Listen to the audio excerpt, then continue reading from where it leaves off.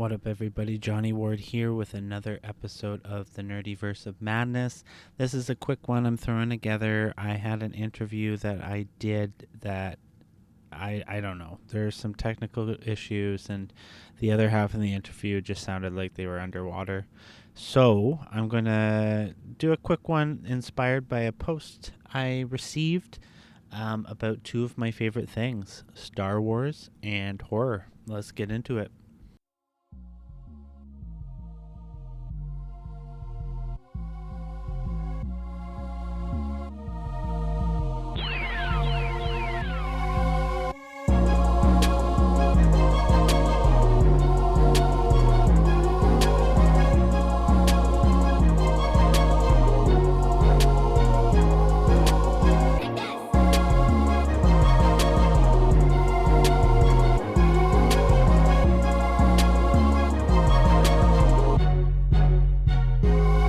Interest in nerddom is at an all-time high. Where once we hid in our parents' basements, everyone is stepping out into the light and embracing fandoms with a newfound vigor. One man hopes to gather and speak with them all. This is the place where all fans can come and discuss the things they love, the things they hate, and maybe, just maybe, discover something new to devote all their time to. Welcome to the Nerd Podcast to rule them all. Prepare to fall into the Nerdyverse of Madness.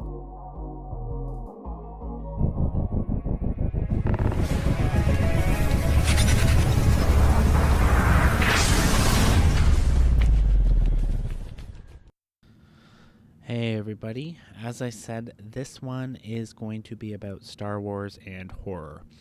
So I made a post on Threads. If you've been on Threads, you've probably seen at least one, hey algorithm, show me people who like this, and this post. And I did one of those, and I got a response from @flame_hat_guy, who asked me, what are your thoughts on a Star Wars horror movie? Like, what would you pitch as an idea? And I gotta say, this is probably one of the best questions that I got on that post. Off the top of my head, clearly it really kind of got my gears turning. Now, what I told him I would do would be to make a movie of Death Troopers and its prequel, Red Harvest. I would cut out the Han Solo parts of Death Troopers and leave everything else as is. If you're not familiar with these books, I definitely suggest you check them out. They are Legends canon at this point, but they are both fantastic. Death Troopers was published in 2009, and Red Harvest was published the following year in 2010. Now, I probably read these books right around that time, 2009, 2010. Red Harvest was out when I started Death Troopers, so probably right in around 2010, 2011. And I picked it up from the library, and I kind of went in blind. I don't really remember the blurb, but I do think it was a little vague about what the book was about. And I was absolutely blown away by it. Both of these books were written by Joe Scriber, and Death Troopers takes place about a year before A New Hope. Basically, the plot of Death Troopers is the main characters Purge, Trig, and Longo, and his older brother Kale Longo are on a prison ship, Imperial prison ship barge, similar to the ones that you see in Mandalorian, the Bill Burr episode. Now, the Purge is breaking down, and they see that there is a Star Destroyer that seems to be abandoned in a relatively close space just in the middle of nowhere. And they kind of ponder why a Star Destroyer would be left by the Empire, but they need some parts to fix their ship, so they decide to go along and zip over to it. When they arrive there, there are no signs of life on board. They send 10 men into the ship, and they split up, go around, get the parts they need, and one of the Imperial officers starts coughing, vomiting, and they bring him to the medical bay. And then all of the guards start coughing, vomiting, and the entire medical bay is full of all the ship's crew. The one person who isn't affected is, of course, the medical droid on the ship. Long story short, the virus continues to activate until there's no more healthy cells left in the body in order to defend it, at which case the infectee passes away and dies. This sounds familiar. I'm sure you know where this is going. Yes, they end up coming back alive. Star Wars zombies. Zahara, who is the medical officer, she seems to be unaffected, and eventually the whole ship is taken over except for most of the prisoners who are just sitting in their cells watching it go along. Han Solo makes an appearance, and then the medical droid is able to create an antidote based on the immunity cells that are in Zahara's body. Now, that is just a really brief summary. I'm telling you, this book is visceral and it's really adult for a Star Wars novel. I mean, I think it's the only Star Wars horror novel I can think of other than the Galaxy of Fear series, which was basically a Star Wars Goosebumps ripoff. I mean, everybody was doing those kind of books at the time because of the popularity of Goosebumps, right? The next book in the series, Red Harvest, was really good. I think I enjoyed it even more because Death Troopers was in an established timeline. We see Han Solo and Chewbacca, and Red Harvest goes back 364 years to the Old Republic, which I guess at this time now and that following that timeline would be High Republic, but this was pre-High Republic and is, like I said, Legends canon. This book follows the story of Darth Scabarus, who is the leader of a Sith Academy, the Odysser Foston, I believe. Sith Academy, which is a moon or another planet that shares a moon with another planet occupied by a Jedi farming community, facility, whatever you want to call it. Darth Scabarus becomes obsessed with the properties of a flower called the Black Orchid, which is a really rare flower, and it just so happens to only be growing on the planet that the Jedi are farming.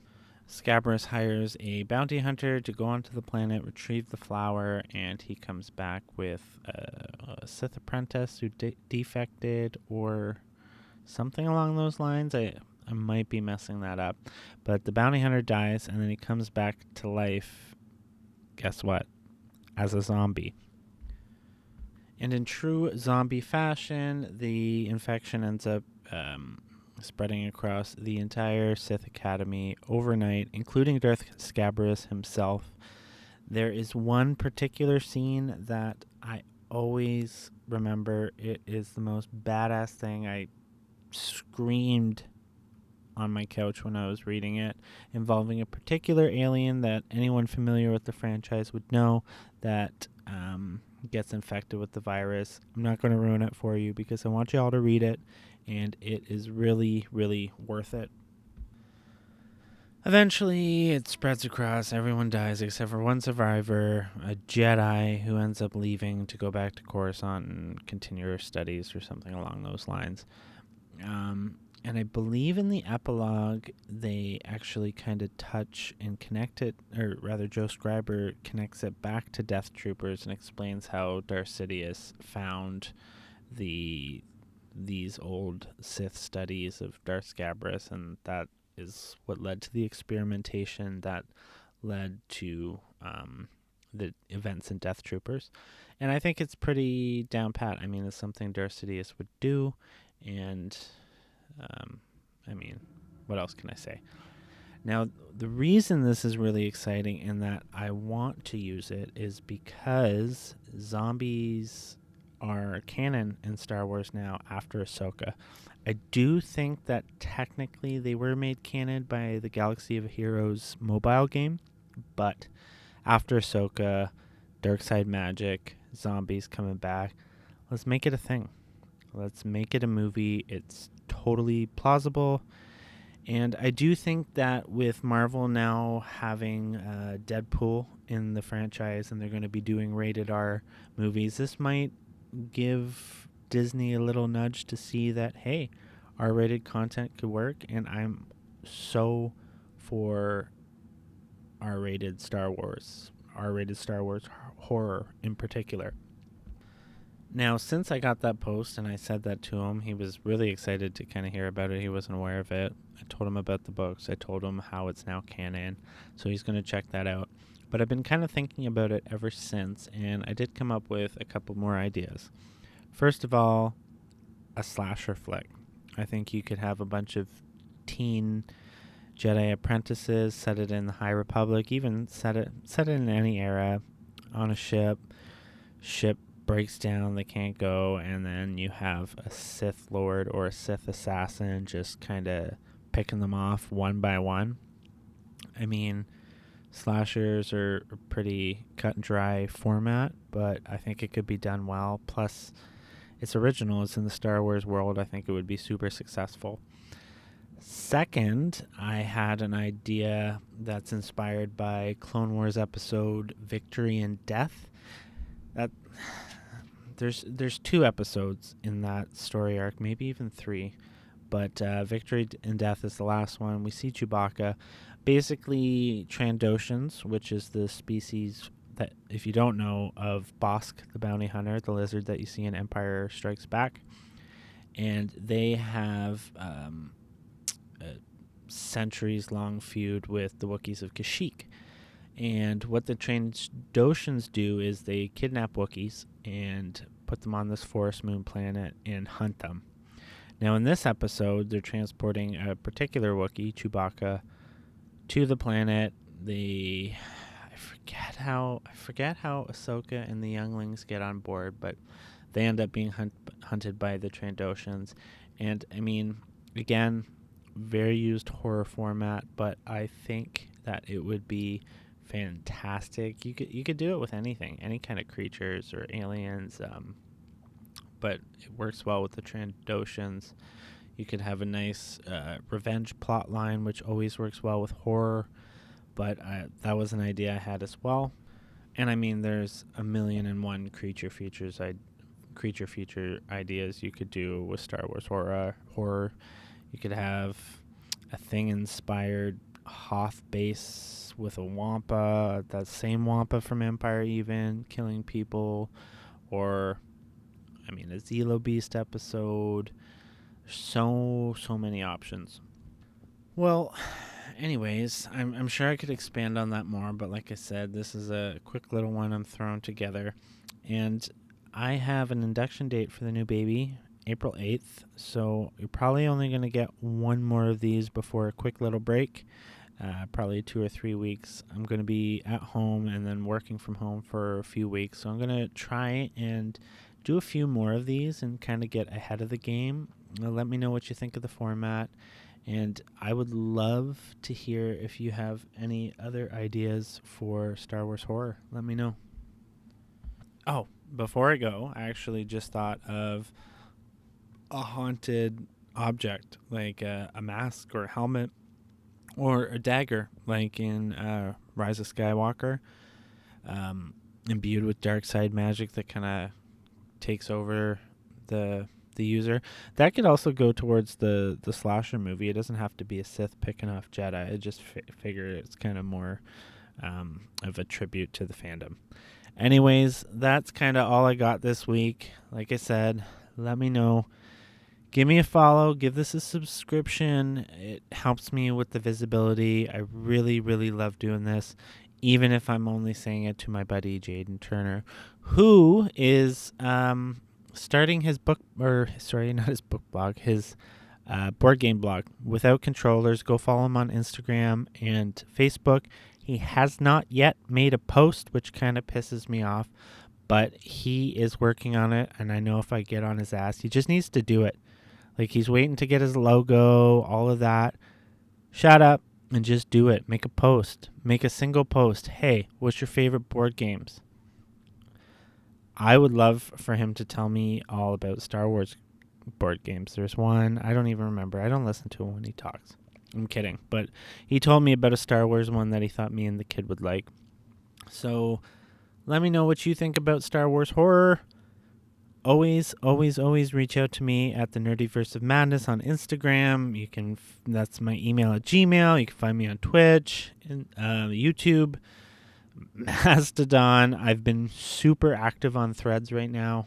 It's kind of the best place for organic reach. So if you're trying to build something up and you're not on Threads, you're really doing yourself a disservice.